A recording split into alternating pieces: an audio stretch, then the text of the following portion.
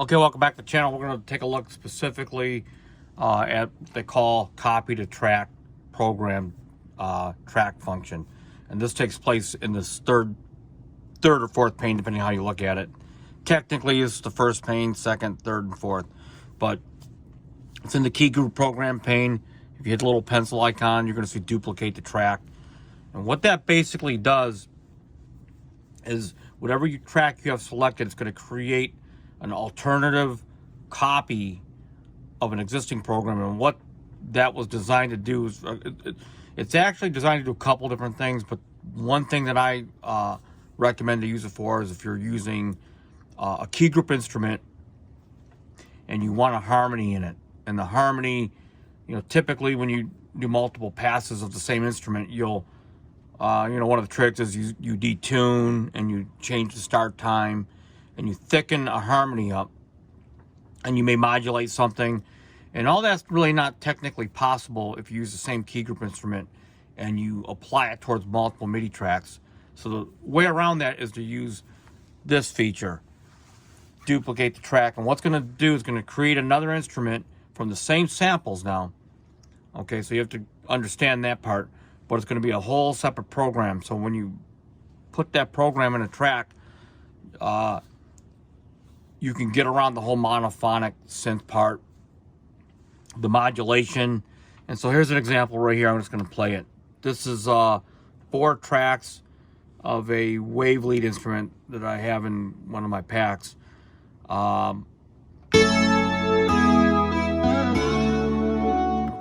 If you put the drums, if I were to put the drums and all that in there, it would sound more complete. But that's mainly the harmony and one keyboard track behind here. And so all I had to do is go into here. By the way, if I attempted to do it, multiple passes on different MIDI tracks coming from the same instrument, if I attempted to do that, it wouldn't work. The monophonic would shut off the other MIDI data that would be played on another MIDI track. So, but the cool thing about it is when you create another track, so I'm going to go duplicate the track. Okay, so this is number 5 or 4, fourth copy of a 5th instantiation of an instrument. What's kind of cool about that is now I can go into the program edit level and play around. I can detune right here. I can change the volume.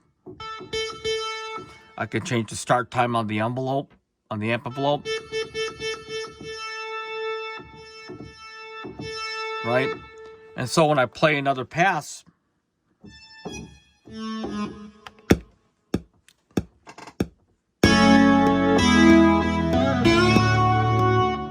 if I play it an octave higher,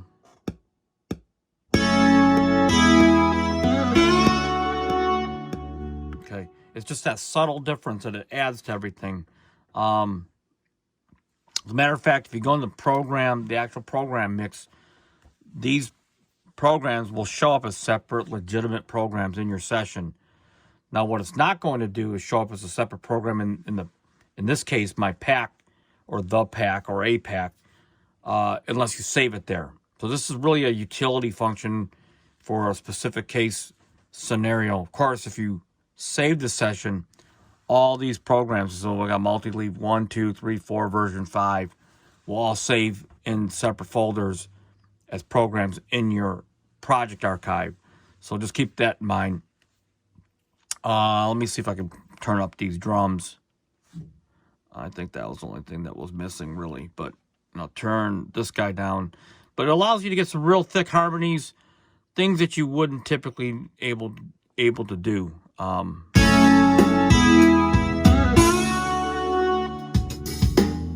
Let's see.